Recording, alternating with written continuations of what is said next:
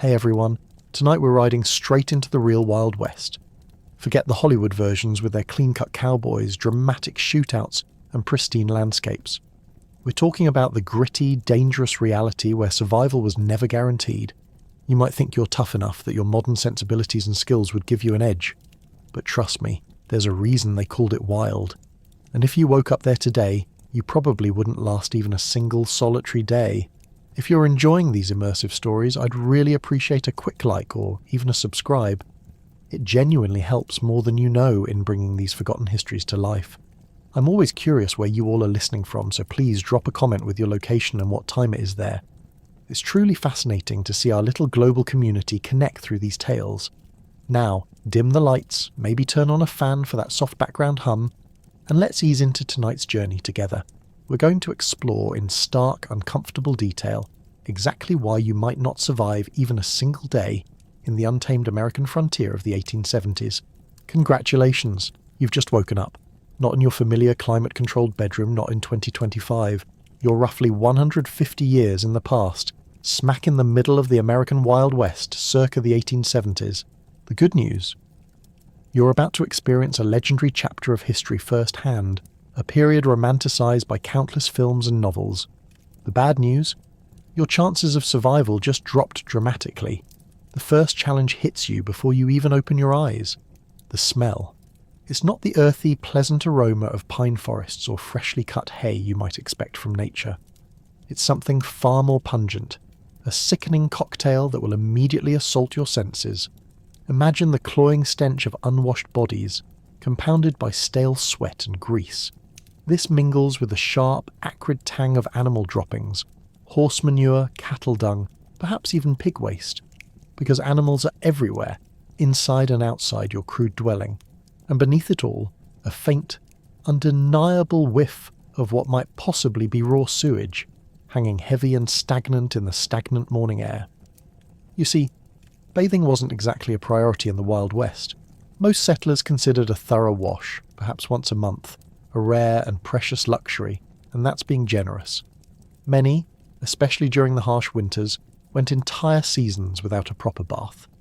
Water, you learn quickly, was precious out here, a finite resource. Using it to clean your body seemed an extravagant waste when every drop was needed for drinking, cooking, and keeping livestock alive. As you drag yourself from your bed, which is likely just a straw-filled mattress or a rough canvas sack, you feel it. The subtle, unsettling prickle of tiny, unseen inhabitants. Bedbugs, fleas, and lice are not just a nuisance in the Wild West. They are a constant, itchy reality. They crawl on you, in your hair, in your clothes, on your rudimentary bedding. There's no escaping them, no readily available powders or sprays. You scratch instinctively, but the relief is fleeting. Every muscle in your body aches. The back of your neck is stiff, your shoulders throb, and your lower back feels like it's been pummeled. Life on the 1870s frontier involved constant, brutal physical labour from dawn until dusk, 7 days a week. There were no weekends off, no paid vacations, and certainly no ergonomic considerations. Whether you were a farmer breaking sod, a miner chipping away at rock underground, or a ranch hand branding cattle, your body was your primary tool. It was used quite literally until it broke down. You might think you work hard in your modern life, but frontier labour was something entirely different. It was back-breaking, ceaseless toil that left even the strongest people permanently hunched, crippled by arthritis, and suffering from chronic pain by their 30s. Imagine spending 14 hours ploughing fields with a horse and a single-bladed plough, hauling heavy buckets of water from a distant well, chopping dense cords of wood for fuel, or working deep underground in a mine shaft, breathing dust and fumes. No wonder the average lifespan in the West was only about 35 years. If you made it to 40, you were considered an elder, a survivor against impossible odds. Standing on the dusty, packed earth floor of your crude dwelling, you notice the chill in the air. If it's winter, your cabin, poorly insulated with rough-hewn logs or thin sod, might be 20 degrees Fahrenheit below freezing inside. If you were lucky enough to have a fireplace, you'd have let the embers die out overnight to save precious fuel, meaning the morning brings an immediate piercing cold that seeps into your bones. Good luck finding central heating, heated floors, or thermal underwear in this century. And if it's summer, well, Get ready to sweat through every single article of clothing you own from sunup to sundown. Your dwelling, whether a sod house, a dugout, or a log cabin, provides little reprieve from the baking sun. There was no escaping the elements in the Wild West. You were constantly at their mercy. Your stomach growls, a deep persistent rumble reminding you it's time for breakfast. This isn't your choice of a balanced meal. Hope you like beans, biscuits and coffee, because you'll likely be having some variation of this for every meal, every day. The Wild West diet was monotonous and by modern standards incredibly nutritionally deficient. Fresh fruits and vegetables were rare, seasonal luxuries, if they existed in your region at all. Meat, when available from a successful hunt or slaughtered livestock, was often preserved with copious amounts of salt or through crude smoking, because refrigeration simply didn't exist. This meant tough, salty, and sometimes barely palatable meals. Scurvy, a debilitating disease caused by vitamin C deficiency, was incredibly common among settlers. You know, the one where your gums bleed, your teeth loosen and fall out, and you suffer from extreme fatigue and weakness. Despite being easily preventable with modern knowledge, like eating a citrus fruit, it was a devastating reality for many on the frontier. You might think the coffee would at least be good, something to look forward to. Cowboys always seem to have a steaming pot brewing in the movies, but what you're served barely resembles what you'd recognise as coffee. It's typically boiled to within an inch of its life, bitter beyond belief, and might even include crushed eggshells or a pinch of salt to try and reduce the bitterness, a common trick to settle the grounds. Still, the jolt of caffeine would help you face the day, so you drink it without complaint, savouring the brief warmth it offers. Now, about your mouth. There's no toothbrush, no toothpaste, no fluoride. Oral hygiene is non-existent. Your teeth are tools, constantly worn down by chewing tough, sinewy meat and gritty plants. Chipped teeth, fractured molars, and gum infections are constant, painful realities. A toothache isn't a minor inconvenience. It's a throbbing, constant companion with no dentist to offer relief. An infected tooth can easily lead to a deadly systemic infection, an abscess that spreads to your jaw or even your brain. There's no antibiotics, no pain relief beyond a swig of rough whiskey if you have it. Your mouth is a tool for survival, constantly tested and often failing. Your throbbing teeth are a constant, painful reminder of your fragile existence. Before heading outside, you might want to check your shoes for scorpions or snakes that could have sought shelter during the night, drawn by residual warmth or simply looking for cover. It wasn't uncommon for frontier folks to shake out their boots each morning, a habit born from painful experience. One wrong move, one unseen bite, and you could be facing a venomous wound miles from any medical help. Even if you survived the bite, the fever, swelling, and infection could easily claim your life. Stepping outside your cabin, you're immediately aware of how utterly exposed you are. The vast, open landscape of the American frontier is breathtaking, yes, with its sweeping prairies, towering mountains, and endless skies. But it's also unforgiving, a beautiful, deadly mistress. Extreme weather could appear with little to no warning. Blizzards could descend suddenly, trapping travellers and leading to freezing deaths. Tornadoes could rip across the plains, destroying entire communities in minutes. Flash floods could turn dry gullies into raging torrents, sweeping away everything in their path, and prolonged droughts could wither crops, dry up water sources, and cause widespread starvation. The sky might be clear now, a brilliant azure, but that could change in minutes, or even seconds, bringing down a fury that means death for the unprepared. Your job, today and every day, is simple. Don't die, and find enough to eat to keep yourself and your band, your family, your community alive. This is humanity's oldest profession, survivalist. You're a farmer, a miner, a hunter, a gatherer, a builder, all rolled into one. You constantly roam, search for food, build shelter, ensure safety.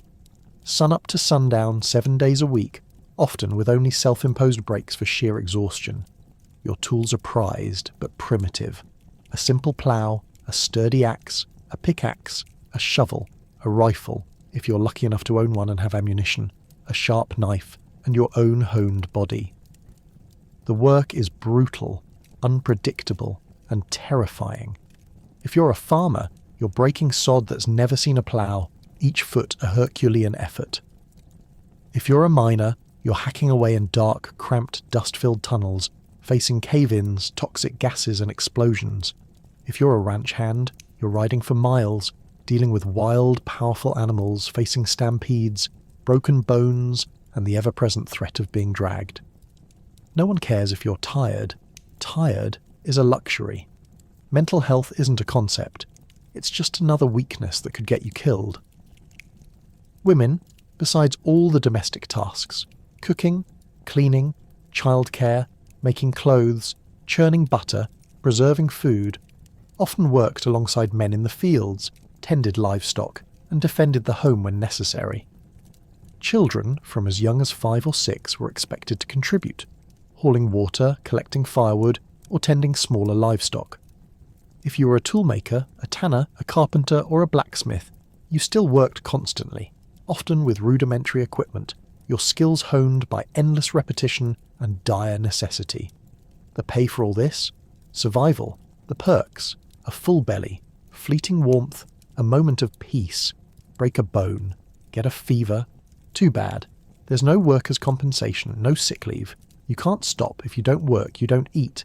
And if you don't eat, the Wild West has a simple, brutal solution. Death. You keep moving, pushing through pain, because your job isn't just about making a living. It's a desperate, terrifying dance with extinction. If you've settled in a frontier town, you might think civilization offers some protection. In some ways, that's true. You're less exposed to pure wilderness. In others, it just presents different, often equally deadly dangers. Towns in the Wild West were hotbeds of disease.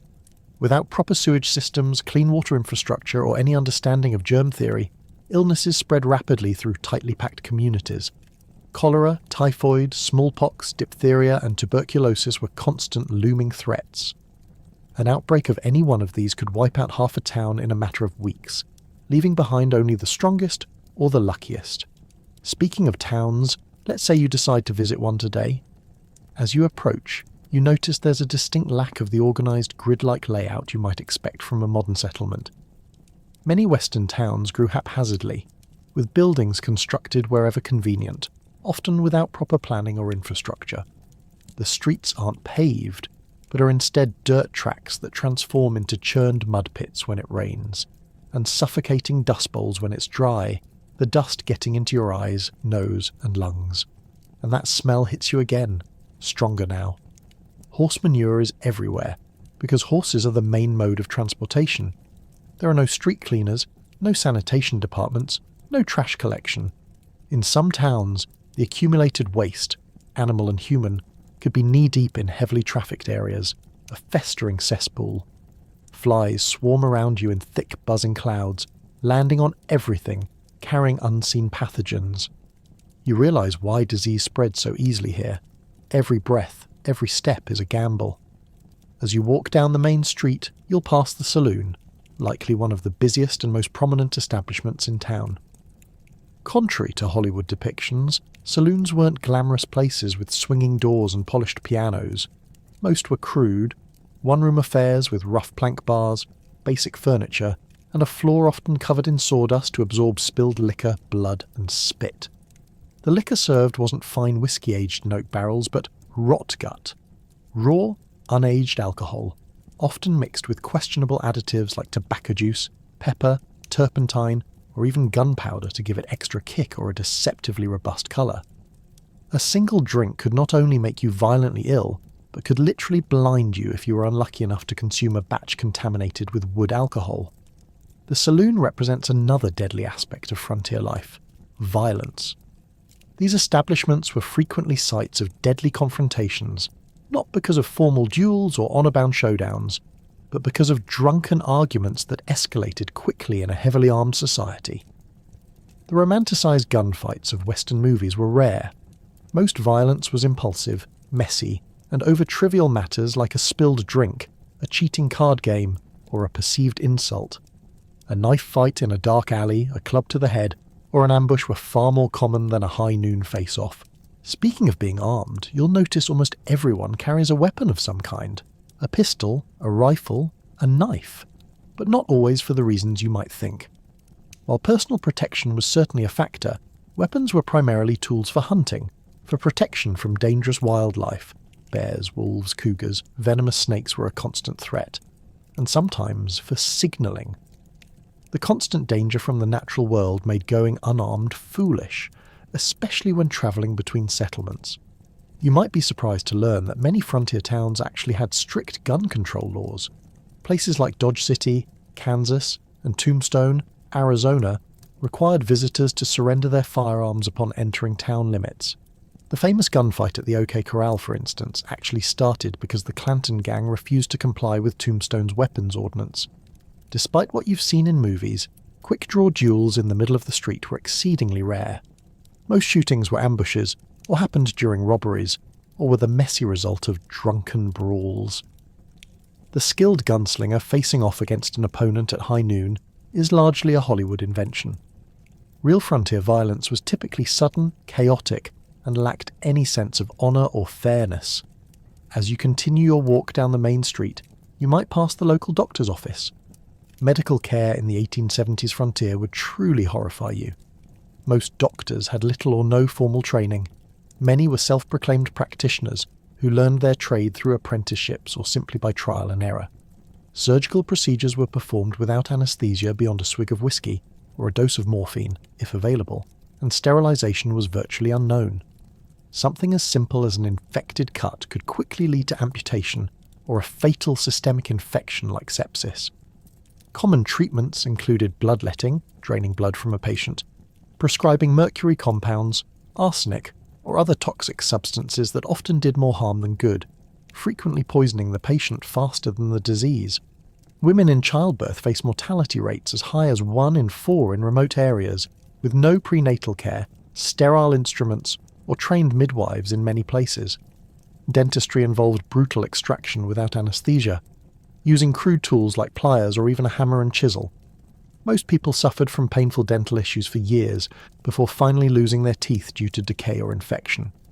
If you were injured or fell ill on the frontier, your survival often depended more on sheer luck and your body's resilience than on any medical intervention.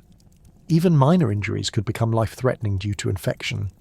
Broken bones might never heal properly, leaving frontier folk with chronic pain and permanent disability. The famous phrase, "only the strong survive," had literal daily meaning in the Wild West. Your stomach growls again, and you realise it's time for lunch. You head to the local restaurant, which is likely just an extension of someone's home, where meals are served for a fee. The food isn't any more varied or appetising than your breakfast. Meat is tough, often spoiled despite heavy smoking or salting. Vegetables, if available, are typically overcooked to mush. Food safety standards don't exist, so dysentery and food poisoning are common occurrences. While eating, you might overhear conversations about recent Native American skirmishes, outlaw gangs, or the danger of travelling alone. While Native American violence against settlers was far less common than portrayed in popular culture, in fact, settlers and the US military were far more likely to be the aggressors, the frontier was still a place of conflict. The systematic displacement of indigenous peoples created profound tensions that sometimes erupted into violence on both sides. As for outlaws, they were a genuine threat, particularly in remote areas. Law enforcement was sparse, with a single sheriff sometimes responsible for thousands of square miles, making regular patrols impossible. In many places, justice was handled through vigilante action rather than formal legal proceedings. Lynch mobs were common, and the concept of innocent until proven guilty often didn't apply. If you were accused of horse theft or cattle rustling, you might find yourself hanging from a tree before sunset, regardless of your actual guilt or innocence. After lunch, you decide to visit the local general store to stock up on supplies. The prices shock you. Basic necessities cost far more on the frontier than back east due to the difficulty and expense of transportation. A simple can of peaches, if you could even find one, might cost the equivalent of $20 in today's money. Many settlers spent most of their meagre income on essential supplies, with little left over for comfort or luxury. The store offers another glimpse into frontier reality, the profound isolation. Mail delivery was infrequent and unreliable. Newspapers might be weeks or months out of date. Information travelled slowly, and you might go years without news from family back east. Many settlers never saw their relatives again after moving west. The psychological toll of this isolation contributed to high rates of depression, alcoholism, and suicide among frontier populations, who often faced endless stretches of silent, empty land, with only their thoughts for company. As the afternoon wears on, you notice dark clouds gathering on the horizon. Weather on the frontier wasn't just uncomfortable, it could be deadly. Without modern forecasting, storms arrived with little warning. Blizzards could strand travellers for days, leading to freezing deaths. Tornadoes destroyed entire communities with no emergency services to assist survivors. Flash floods washed away wagon trains. Droughts ruined crops and caused widespread starvation. If you were lucky enough to have a proper home, it provided minimal protection. Most frontier dwellings were hastily constructed from whatever materials were available. Sod houses on the plains, crude log cabins in forested regions, or simple wooden structures in towns. None were particularly effective against extreme weather. Winter temperatures inside could drop below freezing. Summer heat was often unbearable, especially in attics or upper floors where many people slept. You make it back to your cabin just as the rain begins to fall. The roof leaks in several places and you quickly place buckets to catch the water. This, you realise, is a crucial opportunity to refill your drinking water. As clean water was scarce and precious, many frontier settlers drank from the same sources used for washing and watering livestock, leading to waterborne illnesses that could quickly turn fatal. Typhoid and cholera were often spread this way. As you sit in your leaky cabin listening to the drumming rain, you reflect on how vastly different this reality is from the romanticised version of the Wild West you knew. There were no clear-cut heroes or villains, just people struggling to survive in incredibly harsh conditions. The fact that anyone made it through is a testament to human resilience and sheer determination. Night falls early, as you have no electricity. Candles and oil lamps provide minimal illumination, casting flickering shadows across the rough walls. You're careful with them. Fire was a constant, terrifying danger in frontier homes. A single spark from an open flame or a faulty chimney could mean losing everything. Your home, your possessions, potentially your life, with no fire department to call for help. Many towns burned to the ground at least once in their history, often multiple times.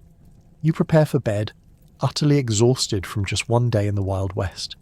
Your muscles ache, your stomach is unsettled from the unfamiliar food, and your mind is overwhelmed by the constant vigilance required to stay alive. As you drift off to sleep, you wonder if you'll make it through tomorrow, or if you'll become just another unmarked statistic in the dangerous, brutal story of the American frontier. The wind howls outside your cabin, a haunting reminder of how small and vulnerable humans are against the vastness of the untamed wilderness. Tomorrow, if you're lucky enough to see it, will bring all these challenges again, along with new ones you haven't yet imagined. In the Wild West, survival was never guaranteed. It was earned day by day, hour by hour, through hardship most modern people can scarcely comprehend. The morning light filters through the cracks in your cabin walls, waking you from a restless sleep. Your body aches from the hard mattress, but there's no time to linger. The Wild West waits for no one. As you rise, you remember yesterday's harsh introduction to frontier life and wonder what new challenges today will bring. Let's say you decide to leave town today to travel across the frontier. Whether you're heading to another settlement, joining a wagon train west, or simply exploring, travel in the 1870s was an entirely different experience than what you're used to. The good news is that by this time, the Transcontinental Railroad had been completed, theoretically connecting the east and west coasts of America. The bad news? Unless you were relatively wealthy or travelling between major cities, you probably couldn't afford to use it. Early train travel was still expensive, uncomfortable, and limited to specific routes.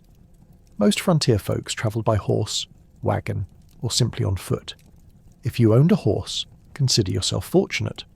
Horses were expensive to buy and maintain, putting them out of reach for many settlers. A good horse might cost the equivalent of several months' wages. Then you needed saddles, bridles, feed, and veterinary care, though veterinary care often meant shooting the animal if it broke a leg or developed a severe illness. Riding itself was no pleasure cruise. Saddles in the 1870s weren't designed for comfort but for function.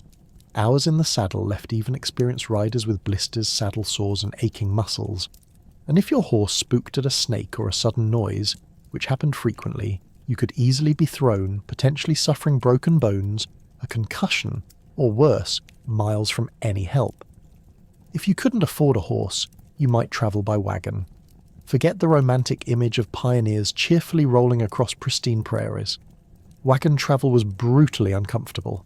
The vehicles had no suspension system beyond the slight give in wooden wheels, meaning you felt every rock, rut, and hole in the trail. The constant jarring caused wagon sickness, similar to seasickness, leaving travellers nauseous and miserable for days. Roads, if they existed at all, were typically just dirt tracks carved by previous travellers. After rain, they became muddy quagmires where wagons could sink axle deep, requiring hours of back-breaking effort to free them. During dry periods, the dust was so thick you could barely breathe or see, coating everything in a fine, gritty layer.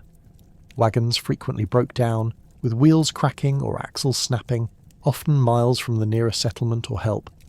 Repairing them required ingenuity and strength. Now, let's assume you've decided to journey all the way to California or Oregon. You've joined a wagon train heading west on the famous Oregon Trail. This 2,000-mile journey was one of the most perilous undertakings of the 19th century. Of the approximately 400,000 people who attempted it between the 1840s and 1860s, an estimated 1 in 10 didn't survive. The Oregon Trail was sometimes called the nation's longest graveyard. Some historians estimate that an average of 10 to 15 people died for every mile of the trail. Think about that. A grave every 350 feet or so for 2,000 miles. The trail was literally lined with makeshift crosses and stone markers, many without names, as families were forced to bury loved ones quickly and continue their arduous journey. There was no time for elaborate mourning. Disease was the #1 killer on the Oregon Trail. Cholera, a bacterial infection spread through contaminated water, was particularly devastating. This horrible illness caused severe diarrhea and vomiting, draining the body of fluid so quickly that a person could be healthy at breakfast and dead by dinner. There was no effective treatment available. Wagon trains would sometimes lose dozens of people in a single cholera outbreak. Other diseases like dysentery, typhoid, and mountain fever claimed countless lives. Children were especially vulnerable, with many families losing multiple children during the journey. Medical care, as we discussed, was rudimentary at best, often consisting of folk remedies that did little to help and sometimes made conditions worse. Crossing rivers presented another deadly challenge. Wagons weren't designed to float, but pioneers had to cross numerous rivers on their journey west. Some had ferries or fords, but many required the wagon to be floated across like a makeshift boat. Wagons frequently capsized in these crossings, drowning people and livestock and destroying precious supplies. The Platte, Columbia, and Snake Rivers claimed hundreds of lives during the migration period. Contrary to popular belief, attacks by Native Americans were relatively rare on the Oregon Trail. Most tribes were actually helpful to migrants, offering supplies, guidance, and assistance with river crossings for a fee. The majority of violent deaths on the trail came from accidents, being crushed by wagon wheels, accidental drownings, or being kicked by draft animals.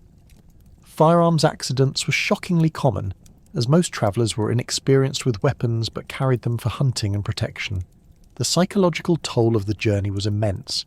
Families buried children, parents, and spouses along the way, then had to continue travelling immediately. There was no time for extended grief on the trail. Each day's delay meant less chance of crossing the mountains before winter snows made passes impossible. The constant stress, grief, and physical hardship led many travellers to mental breakdown. Suicide was not uncommon among trail migrants. If you somehow survived the journey to California or Oregon, your challenges weren't over. Many arrived at their destination having spent all their money and resources on the journey itself, often destitute, malnourished, and ill, only to find that the promised land had its own harsh realities. But let's say you've decided not to travel that far. Perhaps you're heading to a nearby town or settlement instead. Even short journeys in the Wild West presented significant dangers. Travellers might encounter outlaws who saw lone riders or small groups as easy targets. While the frequency of stagecoach robberies was exaggerated in later fiction, they did occur regularly enough to be a legitimate concern for express companies like Wells Fargo. The natural environment also posed constant threats to travellers. Flash floods could wash out trails or trap unwary travellers. Summer heat in desert regions could kill through dehydration and heat stroke. Winter blizzards routinely trapped travellers, sometimes leading to freezing deaths or desperate situations like the infamous Donner Party, where survivors resorted to cannibalism to stay alive. Navigation itself was challenging in an era before detailed maps.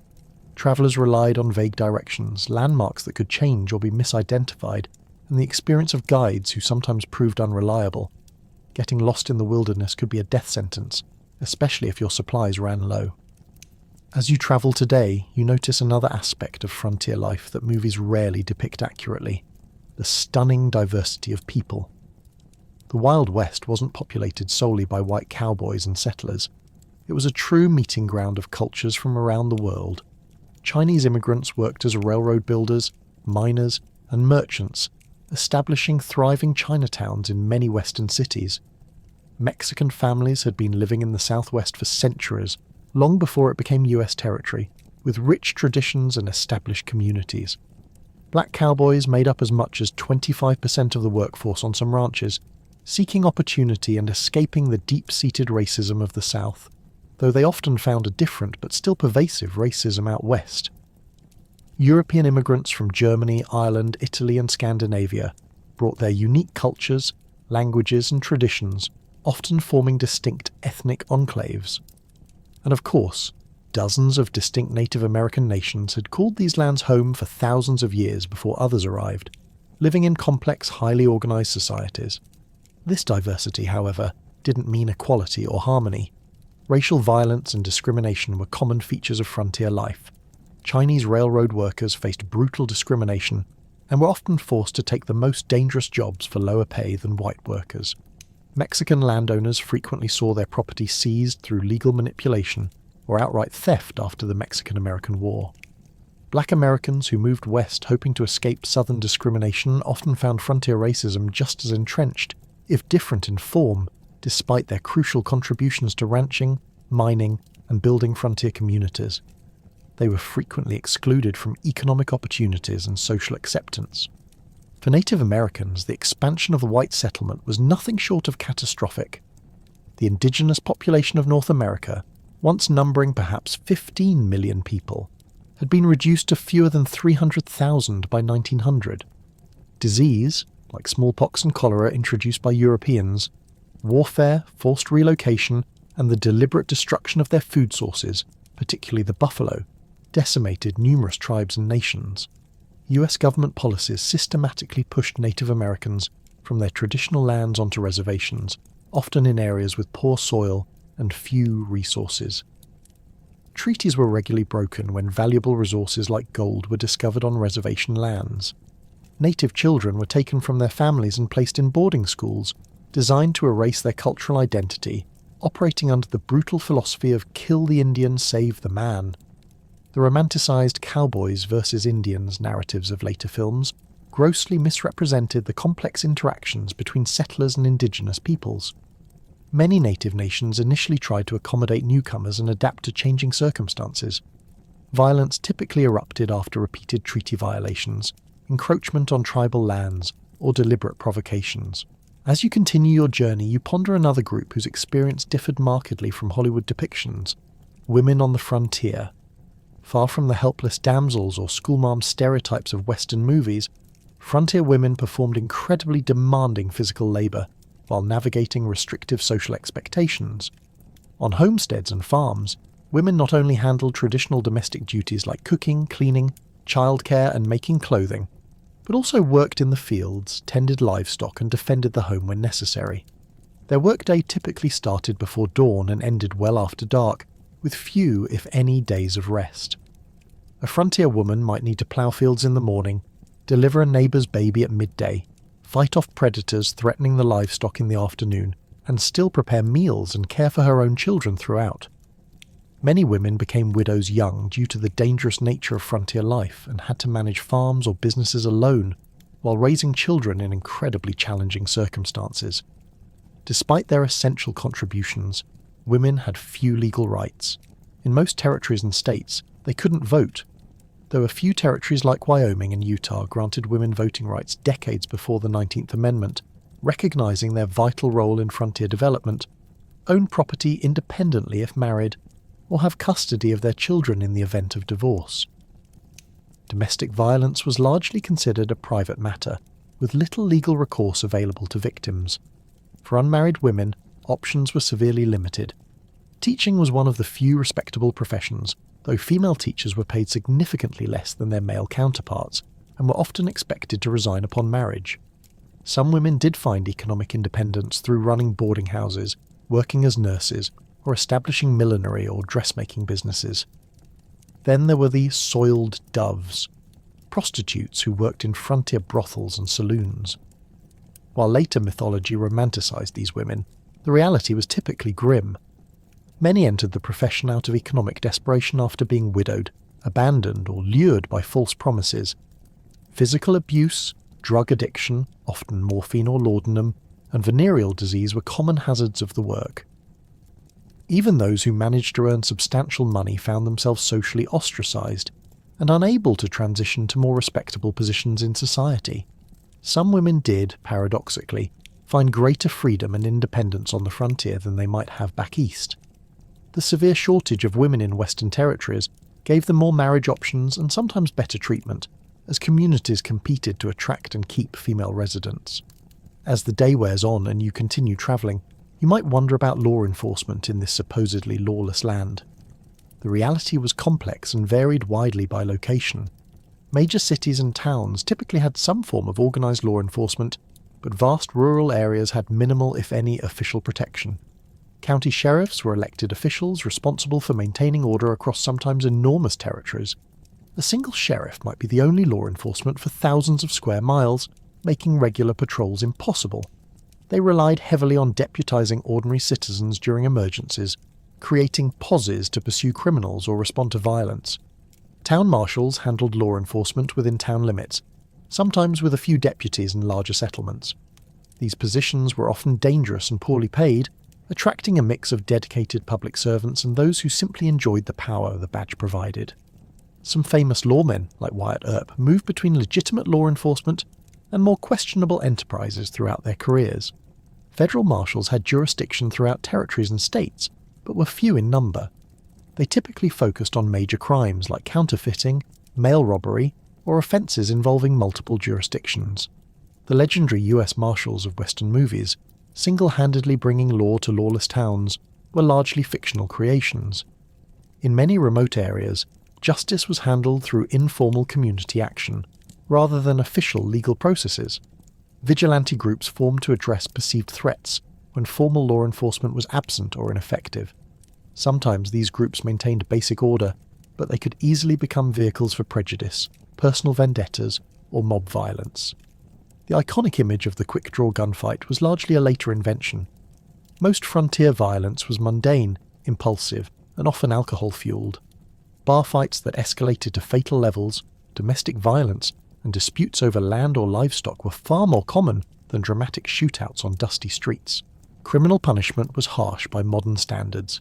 Hanging was the standard penalty for murder, rape, and sometimes theft, particularly of horses or cattle. Prisons existed but were primitive facilities with high mortality rates from disease, violence, and poor conditions. Many communities preferred immediate execution to the expense of long-term imprisonment. As evening approaches, you decide to seek shelter for the night. If you're lucky, you might find a town with a hotel or boarding house, but don't expect luxury. Frontier accommodations were basic at best. A typical hotel room would have a simple bed, quite possibly infested with bed bugs, a washstand with a pitcher and basin for a cursory wash, and perhaps a single chair. Bathroom facilities would be an outhouse in the back shared by all guests. Privacy was minimal, with thin walls allowing you to hear your neighbours' every movement and conversation. In busier establishments, you might even share a bed with a stranger, a common practice to maximise capacity during busy periods. The sheets might not have been changed for previous guests, and lighting would be limited to candles or oil lamps, presenting a constant fire hazard. A night's lodging would cost between 25 cents and $1, depending on the establishment's quality and location. This represented a significant expense for many travellers, equivalent to several hours' wages for an average worker. Many chose to sleep in stables, barns, or simply under the stars to save money, despite the additional risks these options presented. If you were travelling through more remote areas, you'd likely camp for the night. This meant building a fire, assuming you could find enough fuel in an often barren landscape, preparing a meal from your limited supplies, and sleeping on the ground with minimal protection from the elements or wildlife. indigenous peoples, experienced travelers, and military scouts had sophisticated techniques for safe camping. But the average settler often made dangerous mistakes. Proper fire management was literally a matter of life and death. A fire built too large could spark a prairie or forest fire that could consume thousands of acres in hours. One built too small might not provide enough warmth during cold nights, leading to hypothermia. Campfire cooking required skills most modern people lack, often resulting in meals that were simultaneously burnt and raw. As night falls fully and you prepare to sleep, the sounds of the frontier darkness surround you. Coyotes howl in the distance, their eerie cries echoing across the vast emptiness. Unfamiliar birds call out. The wind whispers through tall grass or rustles through the leaves of sparse trees. For people accustomed to modern light and noise pollution, the profound darkness and strange unfamiliar sounds of wilderness nights often triggered intense anxiety and fear. Many travellers slept poorly on the frontier, not just because of physical discomfort, but from the deep-seated fear of the unknown dangers that might lurk in the darkness. Native attacks, though rare, often occurred at dawn when sleepers were at their most vulnerable. Predators like wolves, bears, and mountain lions might investigate camps, drawn by the smell of food. Venomous snakes and scorpions sought warm places to rest, sometimes including a sleeper's bedroll. Even if no actual threats materialized, the psychological stress of constant vigilance took its toll. Frontier diaries frequently mention exhaustion, not just from physical labor, but from the mental strain of perpetual alertness. Modern people, accustomed to locks, alarms, and the comforting hum of civilization, simply aren't equipped for this level of constant primal fear. You lie on your hard bed, or on the cold ground, listening to the vast indifferent silence broken only by the sounds of the wild. Every rustle, every distant cry makes you jump. You close your eyes, but sleep is elusive, haunted by the day's hardships and tomorrow's unknown dangers. The air is cold, the blanket thin, and the smell of raw earth, wood smoke, and your own unwashed body fills your nostrils. How was your day? You've experienced just a fraction of a single day in the American Wild West, still romanticizing that simpler time of brave cowboys and open plains. It was a myth. The Wild West was raw, unyielding, profoundly challenging, and incredibly dangerous. Hierarchy was based on strength, cunning, and contribution. If you were weak, sickly, or simply unlucky, your chances were slim. The simpler times were brutally difficult. Everything hurt more, with far more profound consequences. Life was survival, not leisure. There was no upward mobility as we know it, no modern medicine to save you, no internet to connect you. You lived, suffered, worked, and died, often within a small isolated radius, your brief existence largely forgotten by history. Yet, through all the suffering, through the bone-grinding labour, the constant fear, the pervasive disease, and the crushing isolation, people still laughed. They found joy in small victories, sang songs around campfires, told stories of courage and folly. They created art, loved fiercely, grieved deeply, and celebrated the fleeting moments of peace and connection. They found meaning in living, in their family bonds, in the raw, majestic beauty of the land itself. Humans are incredibly stubborn, aren't they? In the darkest chapters, they still made space for light, for connection, for creativity, for hope. So tonight, as you lie in your clean, warm bed, with all the modern comforts you take for granted, take a moment, say a quiet thank you, and spare a thought for those brave, desperate, resilient ancestors. The very first pioneers, the true cowboys and cowgirls, the forgotten figures who built this nation, who, against unimaginable odds, endured. They survived the Wild West, persevering one brutal day, one miraculous birth, one terrifying night at a time, laying the foundations for every comfort and complexity we know today. They are our legacy, and we, in our comfort, are theirs.